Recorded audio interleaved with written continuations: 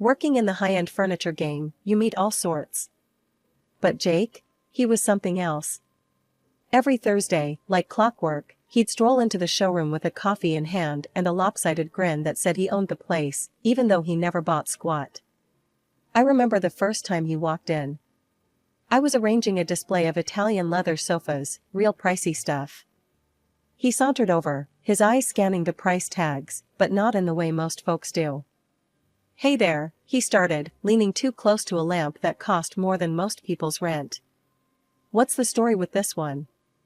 Looks comfy enough to sleep on forever." I smirked, stepping in before he could test that theory. "It's handcrafted. Top of the line. But yeah, definitely not for napping." Jake chuckled, running a hand through his messy hair. "Guess I'll have to keep my shoes off then." We chatted, mostly him asking about the furniture, me trying to gauge if he was serious about buying anything. Turns out, he wasn't. That first day, he left with a wave and a "see you around." One slow afternoon, he dropped by with that same casual swagger. The store was dead, which meant I couldn't avoid a longer convo. "So, Elsie, right? You ever get tired of talking about couches and tables all day?" I leaned against the counter, crossing my arms. "It pays the bills. Besides, it's not so bad." "What's your deal anyway? You come in here all the time, but never buy anything. Are you in the biz, or just like messing with me?" Jake's laugh was a full-bodied sound that filled the room. "Nah, I'm not messing with you. Just like the vibe here, I guess. Plus, you're kinda fun to talk to." That day, he stayed longer than usual. We talked about everything, music, movies, you name it. He had an opinion on everything and a story to match. When he finally left, he turned at the door. "Hey, Elsie? You wanna grab coffee sometime? Outside of these expensive walls?" I hesitated. This was new territory. "Sure, why not? But if you're planning to run a tab there too, I'm bringing a calculator." "Deal," he said with a laugh, and then he was gone. Coffee with Jake became our thing. Every time we met, he'd pick a spot as eclectic as the furniture he never bought. Each cup of coffee felt like a continuation of a conversation that never really ended. It flowed from furniture to life plans, from jokes to personal dreams. A year flew by since Jake and I started dating. He had this knack for making ordinary days feel like little adventures. It wasn't just coffee dates anymore. We had road trips, late-night movie marathons, and lazy Sundays spent wandering through flea markets. He seemed genuine, you know? Like a real stand-up guy. Then, out of the blue, during a picnic in the city park, nothing fancy, just us and some takeaway sandwiches, Jake got down on one knee. I almost choked on my soda. "Elsie, will you marry me?" he asked, holding up a ring that caught the sunlight just right. I laughed, half because I was nervous, and half because it felt so right. "Are you serious right now?" "Dead serious. I want all my tomorrows to start with you." His eyes were all hopeful, like a kid waiting to see if he'd won the top prize at a carnival game. I didn't need to think about it. Yes, Jake. Of course, yes. The next thing was meeting his folks. Jake had mentioned them, but we hadn't spent time together, and from what he said, they were a bit uptight. He decided it was time to introduce me properly, so he planned a dinner at their place. When we arrived, their house was, let's just say, eclectic. Every corner crammed with some fancy piece from a different era or style. It was like walking into a museum where all the exhibits got mixed up. Jake's mom, Lydia, was as cold as the November air when she opened the door. "You must be Elsie," she said, eyeing me like I was a piece of furniture she couldn't quite place.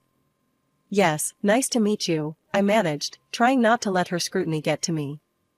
We sat down to dinner, and the vibe was stiff. Jake tried to lighten the mood, but his dad, Harold, only thought a bit after Jake mentioned my job at the luxury salon. "So, you work with expensive furniture? Designer pieces?" Harold asked, his tone shifting from indifferent to slightly intrigued. "That's right," I said. "I help people choose pieces that work for their homes." Lydia perked up too. And you have savings? That's good. Very good. The conversation slowly turned to their interest in my financial stability rather than getting to know me. It was awkward, but I played along.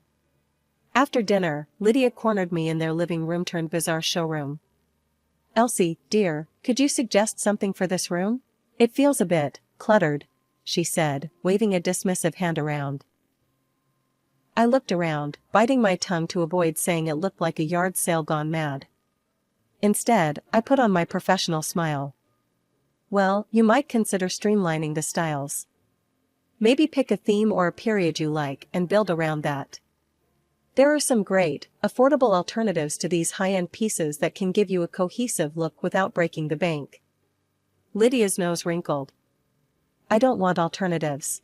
I want the real deal, the stuff you sell in your store. I just thought, with your discount or whatever, you could help us out." The way she said it, like I owed them something, irked me.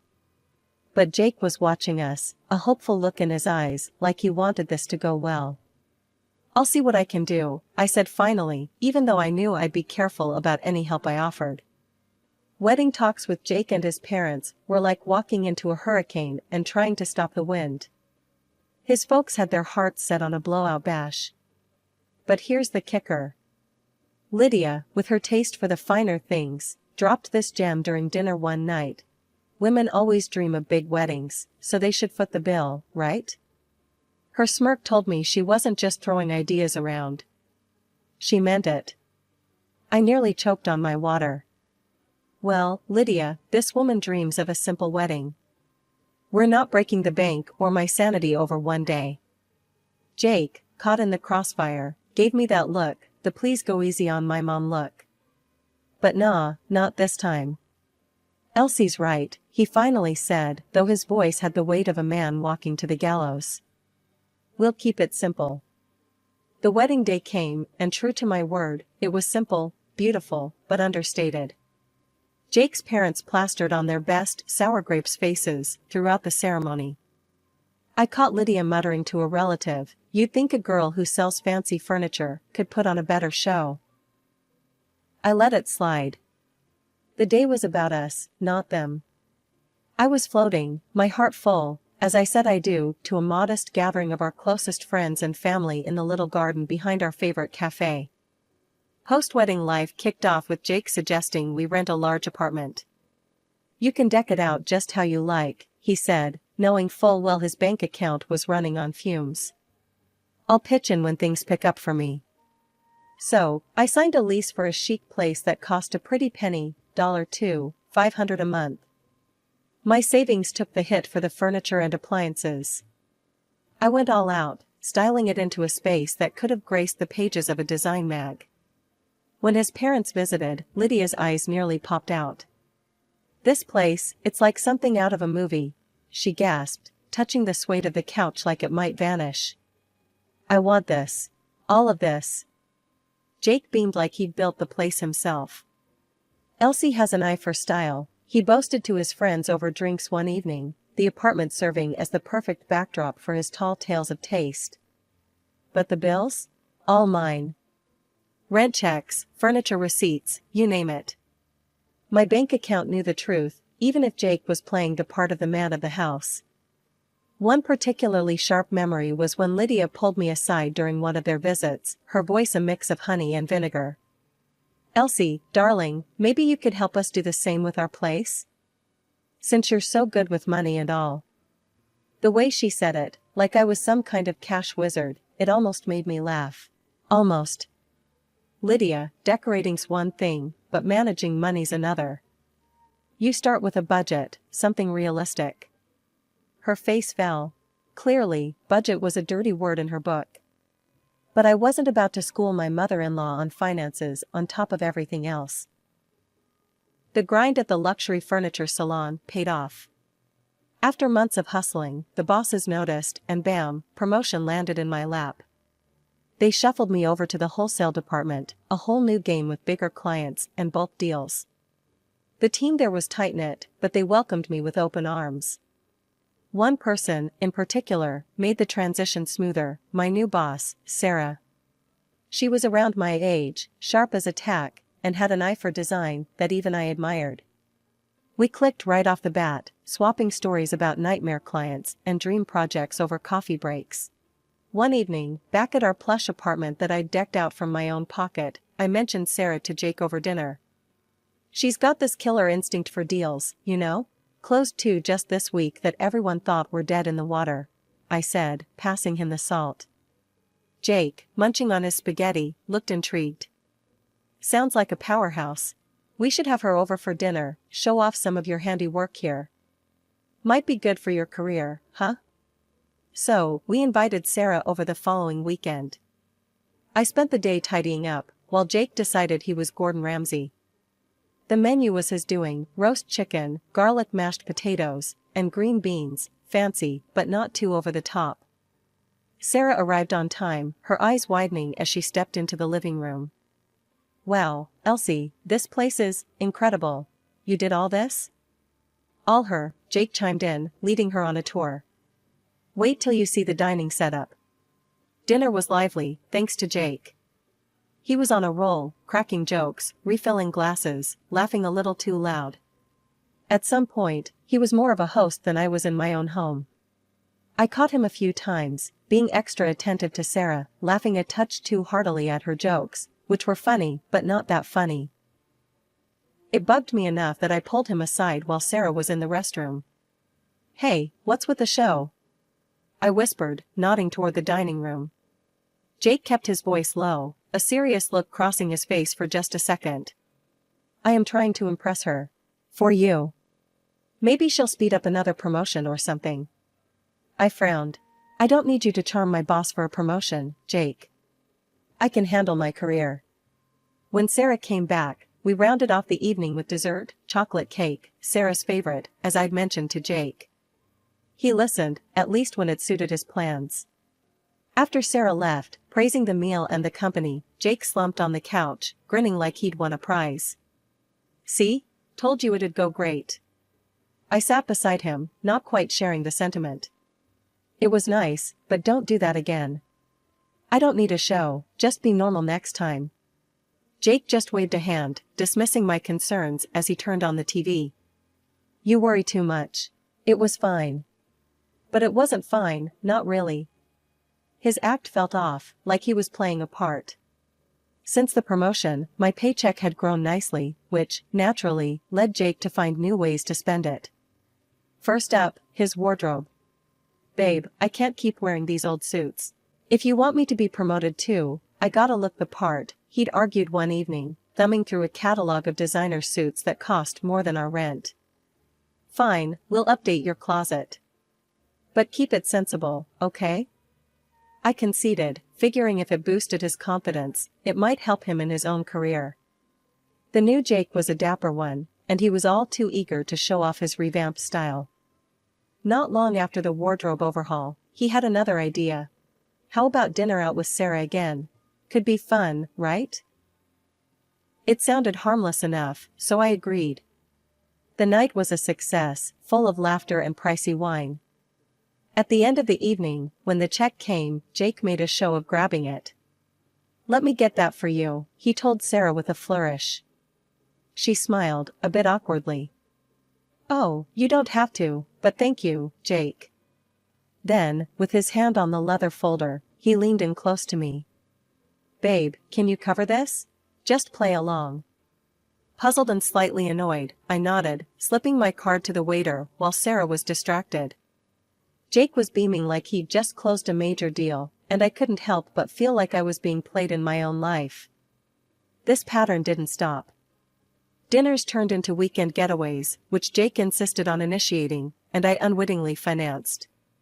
He'd tell Sarah, "Don't worry about the cost, we've got it," while winking at me across the room. It was during one such trip, a luxurious beach resort stay, that I hit my breaking point. As I signed yet another exorbitant bill, Jake clapped me on the back. "Isn't this great? Sarah's having a wonderful time. Good for your career, this." That night, in our hotel room, I confronted him. "Jake, I can't keep this up. These trips, these dinners. It's too much. We're supposed to be a team, but I feel like your bank more than your wife. Jake's face darkened, his voice cold and sharp. I'm doing this for you, for us. If you can't see that, maybe you should just enjoy it alone. I'm busting my ass here trying to help your career. After that, things changed. Jake started staying late at work, or at least that's what he said. Sudden meetings, unexpected calls, it became his new normal. I was sad, sure, but also furious. I wasn't going to be his meal ticket anymore. The joy of our dinners and trips had soured, turning into a reminder of how much I was losing, not just money, but a partner I thought I knew. The call from Sarah to come to her office immediately sent a cold wave of anxiety through me. What could it be? My mind raced with every possible mistake I might have made, every deadline, every email. I knocked on her office door, my heart hammering in my chest, and stepped inside. Sarah was sitting behind her desk, her expression serious, the usual warmth absent. My gaze fell on an alarming number of bouquets and unopened gift boxes piled in one corner. Elsie, please, have a seat, she gestured to the chair across from her. We need to talk about something important. Her tone was so grave it made my stomach turn. I sat down, clutching my hands in my lap, preparing for the worst. Sarah sighed, her eyes meeting mine with a mixture of concern and discomfort. It's about Jake, she started, and my heart sank. His behavior has been, well, inappropriate. I blinked, confused. Inappropriate how? She gestured to the gifts. He's been sending these flowers, jewelry, even designer clothes. It's excessive and, frankly, uncomfortable for me.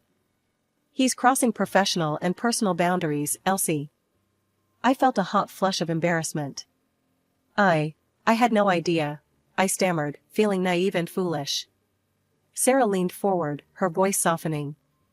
I value our friendship, and I respect you immensely, Elsie. That's why I need to be honest. He's making advances. I've told him repeatedly that I'm not interested, that I see him only as your husband, but he isn't listening. I swallowed hard, a lump forming in my throat. Thank you for telling me, Sarah. I'll handle it. My voice was a whisper, barely holding back tears. I got home, still reeling, only to find Jake in the living room, a suitcase by his side. His demeanor was light, almost giddy, which only fueled my growing anger. There you are. I've got news. He beamed at me impudently, as if oblivious to the storm inside me. I've decided it's time for a fresh start. Quit my job today, and I think it's best if my parents move in here. You should find another place. His words hit me like a physical blow. What are you talking about, Jake? Your parents? Why would I leave? He shrugged, annoyingly calm. Come on, Elsie. This place is too good for just us. And let's be honest, it fits their style more. Plus, you can afford another spot, no big deal, right? I stared at him, disbelief and anger intertwining. No big deal? You cheat, you lie, you spend my money, and now you kick me out? Whoa, cheat? What are you on about? His feigned ignorance was infuriating. Don't play dumb, Jake. Sarah told me everything, the gifts, the advances. How could you? My voice cracked, tears threatening to spill. Jake's face hardened. So what? She's richer and more promising than you, so I just want to get a better life. Just pack up and go, Elsie. His words were a dagger, cutting through any remaining ties of affection I had for him. That night, I lay in the spare bedroom, the reality of my crumbling marriage suffocating me. Jake's betrayal was clear, his intentions laid bare. By morning, I knew what I had to do. The next morning, I had found a new apartment online, a smaller, quieter place that felt like a fresh start. I signed the lease electronically and called the movers, all before Jake had even stirred from his sleep. As the movers started arriving, I was methodically showing them around, pointing out what to take. I'd gathered all the receipts and proofs of purchase for the furniture, my furniture, that I'd paid for with my hard-earned money. I was ready, determined. Jake stumbled out of the bedroom, bleary-eyed and confused as he saw the movers loading up boxes. "What's going on, Elsie? Why are you taking the furniture?" I held up the folder stuffed with receipts. "Because it's mine. I bought it, I paid for it, and it's coming with me. Any questions?" He opened his mouth, then closed it, the reality hitting him as his eyes swept over the evidence in my hands. Just then, his parents burst through the door. His mother, Lydia, took one look at the scene, movers carrying out chairs and tables, and she lost it. Stop right now, put my furniture back." The movers paused, looking unsure. I nodded firmly at them. "Keep going, guys. It's all documented." Lydia was frantic, her voice rising in panic as she turned to Jake. "How are we supposed to live here without any furniture? What are we going to do?" I couldn't help but laugh. "Oh, don't worry, Lydia. I'm sure Jake's new girlfriend will furnish your lives splendidly," I said, the sarcasm dripping from every word. His mother looked at him hopefully, her eyes darting back and forth between the emptying apartment and her son. "And your little boss is going to buy us all this? Is she going to take care of us now?" I shook my head, almost in disbelief at their audacity. "Actually, I spoke to her yesterday. She wants nothing to do with you or Jake. She's sending back every ridiculous gift he bought." The look on Jake's face was priceless, a mix of shock, embarrassment, and a realization that his schemes were crumbling around him. Lydia's wrath turned to her son as she poked him hard in the chest. "You fool. We could have had a good life here with Elsie supporting us, and you ruined it." Jake's desperation was palpable as he turned to me, his voice shaky. "Elsie, please, don't do this. We can fix it. We can start over." I handed him an envelope, the divorce papers I had prepared. "This is the only thing left to start over. My lawyer will call you." As I walked out of the apartment, I didn't look back. I was leaving behind more than just a bad marriage and a duplicitous husband. I was leaving behind the old Elsie who tolerated far too much. Settling into my new apartment was like breathing fresh air after being submerged underwater for too long. The place wasn't as large as the last, but every square inch of it was mine, truly mine. I threw myself into decorating, picking pieces that weren't just stylish but spoke to my newfound independence. I went for bold colors this time, vibrant blues and emerald greens, each room a testament to starting over. Meanwhile, Jake and his parents weren't faring so well. Last I heard, they couldn't keep up with the $2,500 rent without my paycheck and had to downsize dramatically. They ended up in a cramped, run-down place on the other side of town. Jake refused to settle for a regular job. He bounced around, looking for another golden ticket, while his mom, Lydia, had no choice but to get a retail job. Their palace built on expectations had crumbled, and from what snippets I caught through mutual friends, so had their tolerance for each other. Then, one afternoon as I was setting up a new art piece in the living room, my phone rang. The sweet, sugary tone of Lydia's voice oozed through the speaker when I answered. "Elsie, darling, it's Lydia. How have you been? We've all missed you so much over here." I almost dropped the phone, half laughing, half in disbelief. "Missed me, Lydia, or my paycheck? Let me guess, you want me to come back? To what? Watch Jake chase dreams while I foot the bill? No thanks, Lydia." "You don't understand, Elsie, we're family." She tried again, her voice now a mix of desperation and saccharine. "Family?" I scoffed. "Family doesn't use each other, Lydia.